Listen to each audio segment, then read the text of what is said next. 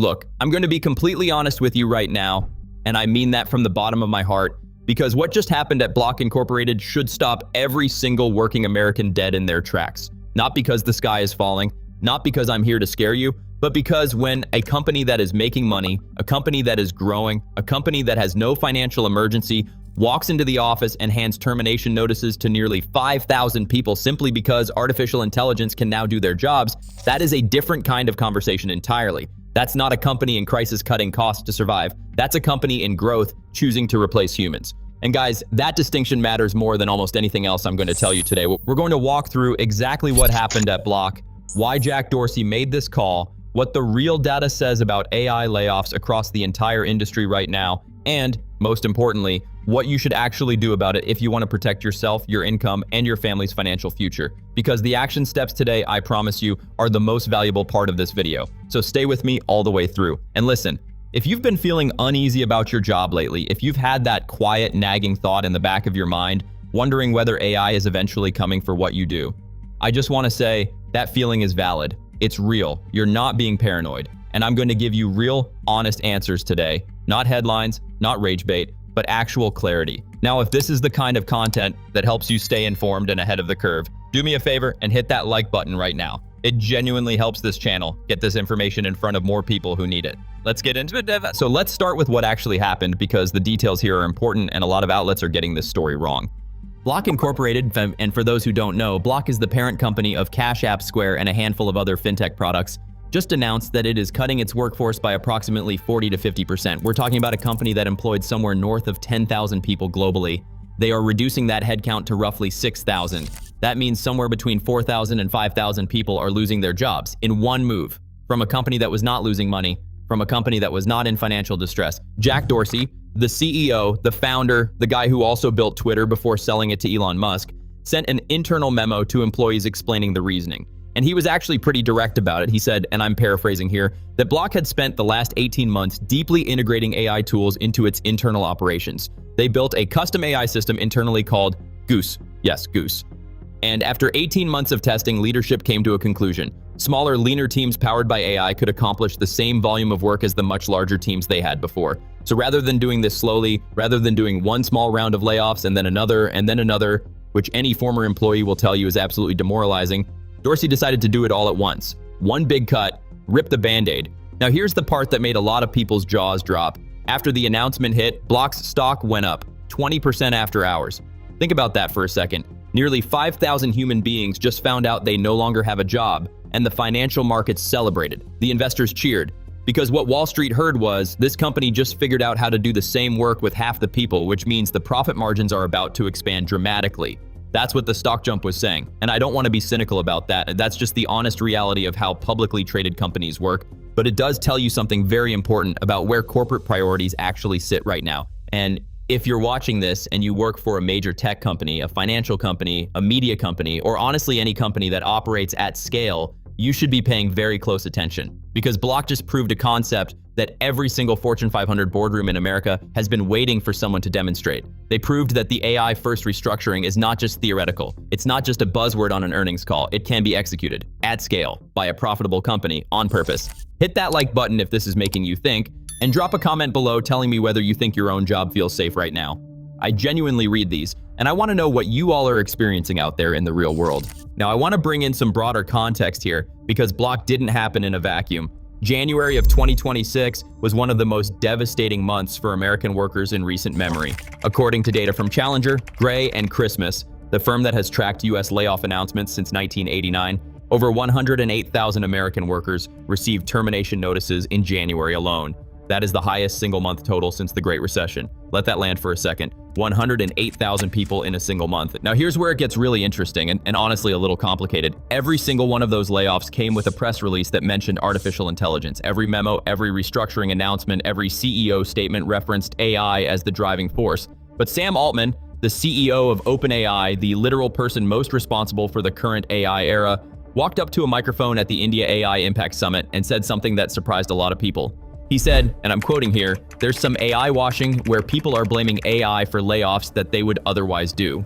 levelup.getconnected.com, https://levelup.get-connected.com/the-AI-layoff-108-435-jobs-cut-only-7-600-4-C. AI washing. The CEO of OpenAI calling out corporate America for using his own product as a scapegoat for decisions that had nothing to do with AI.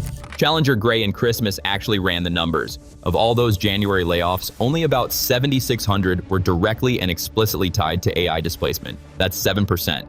93% of those 108,000 workers lost their jobs for reasons that had nothing to do with artificial intelligence. Overhiring, cost-cutting, post-pandemic correction, market pressure. But companies slapped the AI label on it because it sounds cleaner, more inevitable, more like progress, and less like mismanagement. levelup.getconnected.com, https://levelup.get-connected.com/the-AI-layoff-108-435-C. Now, why does that distinction matter? Because it matters enormously for how you think about your own situation. If 93% of layoffs right now are not actually AI-driven, then the story is not simply AI is replacing everyone. The story is more nuanced and in some ways more urgent. Companies are in a period of significant restructuring across multiple fronts simultaneously. Economic uncertainty, overhiring corrections from the pandemic boom years, rising interest rates affecting growth stage companies, and yes, genuine AI integration that is changing workforce needs in specific targeted ways. All of that is happening at the same time. And when you mix all of those forces together, you get a labor market that feels extremely volatile, even if the unemployment rate headline number looks relatively stable.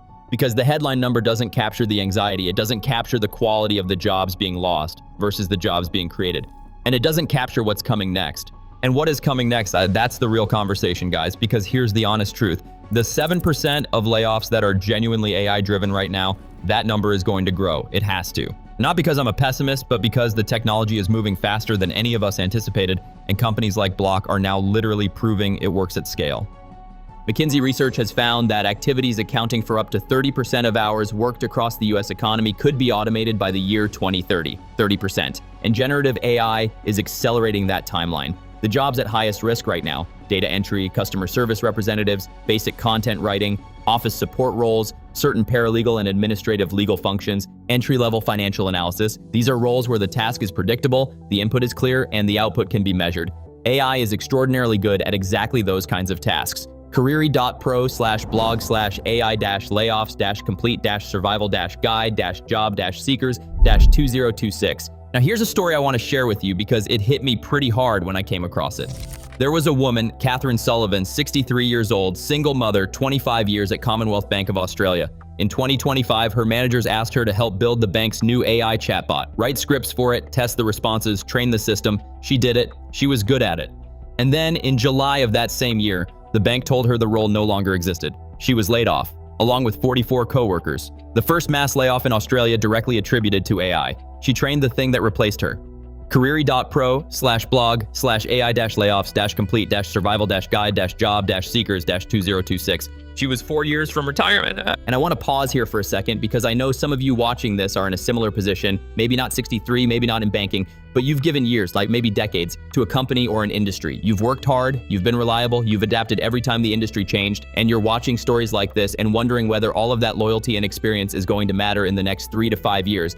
I just want you to know, and I mean this genuinely, that fear is not weakness. That question is a smart question. And the fact that you're here watching this, trying to understand what's happening, is already more than most people are doing.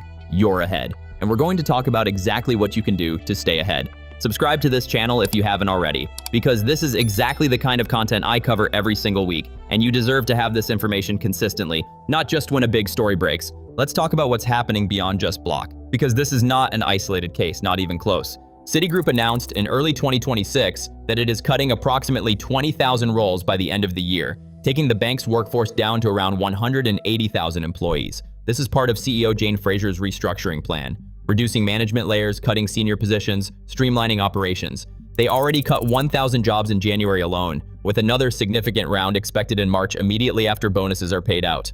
OpenTools.ai, /OpenTools.ai, news, Citigroup's 2026 layoff wave, a deep dive into upcoming job cuts. And Citi isn't alone in the banking sector. JP Morgan Chase has also been making staff reductions. The media and publishing industry is trimming as advertising revenue continues to shift and AI reshapes content production. The automotive sector, Nissan for example, is cutting jobs due to slumping sales, global EV competition, and trade tariffs. Retail is restructuring, consumer brands are restructuring, Resi.ai. According to data from layoffs.fyi, about 80,000 tech jobs were cut in 2025, and additional tens of thousands of government positions were eliminated through DOGE-related reductions. TrueUp tracked over 132,000 tech sector job losses last year alone. That's roughly 600 tech jobs disappearing every single day. Resi.ai, https://www.resi.ai/posts/big-company-layoffs. And here's something important I want you to understand about what those numbers mean for everyday people. It's not just the people who got laid off who are affected. When your coworker gets laid off, your workload goes up. When your department shrinks, your job security feels shakier even if you kept your position. When a major employer in your city cuts 500 jobs, those 500 people stop spending money at local restaurants, local businesses, local service providers. The ripple effect moves outward fast. You feel it even if your direct employment situation hasn't changed yet. That's how this works. That's the domino you have to understand. Comment below and tell me, are you in an industry that you feel is being impacted by this wave right now? I want to hear from you, and honestly, your comments help other people in similar situations realize they're not alone out there. Okay, now I need to say something clearly, and I want you to hear me on this. This video is not about panic. I am not here to tell you that AI is going to take every job, that the economy is collapsing, that you should be stocking canned goods and hiding under your bed. That is not what this is. There are plenty of channels that make money off of your fear, and I am not going to be one of them. What I am here to tell you is that there is a genuine, real documented shift happening in the labor market right now, and preparation is the only sane response to that. Not panic. Preparation. The difference between the people who come through periods like this in good shape and the people who don't is almost never about luck. It's almost always about timing. The people who saw the signals understood what they meant and took specific steps to position themselves. Those are the people who look back on this period and say, I'm glad I paid attention when I did. That's who I'm trying to help you be. And look, before we get into the action steps, I want to say one more thing about this whole situation that I think doesn't get said enough. Having a job is honorable. Working for a paycheck, supporting your family, showing up every day and doing what's expected of you, that is something to be proud of. All the hustle culture content that tries to make you feel like you're a failure for not running 5 businesses and a podcast, that's nonsense. Your work matters, your career matters, and that's exactly why we need to take this seriously and make sure you're protected. All right, action steps. This is the part that matters most. Let's go. Number 1, audit your role's AI vulnerability right now. Honestly, not anxiously, but honestly. Look at what you actually spend most of your working hours doing. If the bulk of your daily tasks involve processing information, responding to standard requests, generating reports from data, or following predictable workflows, that is a role with meaningful exposure. That doesn't mean you're definitely getting replaced tomorrow, but it means you need to start moving. The jobs that are most AI resistant share common traits. They require complex human judgment in unpredictable situations, physical presence in dynamic environments, emotional intelligence, ethical decision-making, and the ability to manage relationships in high-stakes contexts. Healthcare professionals, skilled tradespeople, strategic consultants, creative directors, these roles have strong staying power because the variables are too complex and too human for AI to handle reliably right now. Know where you stand. Number 2, become the person at your company who knows how to use AI, not the person who avoids it. This one is critical, and I cannot stress it enough.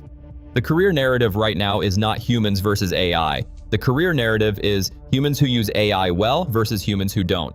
The people losing jobs to AI are not being replaced by robots. They're being replaced by other people who learned how to leverage AI to do twice the work. Catherine Sullivan's story is tragic, but part of the lesson is that companies are looking for employees who can manage the AI systems, not just the employees who fed data into the old systems. Get on whatever AI tools are relevant to your field. Learn them. Become the most competent person in your department with these tools. That makes you the last person they cut and the first person they promote.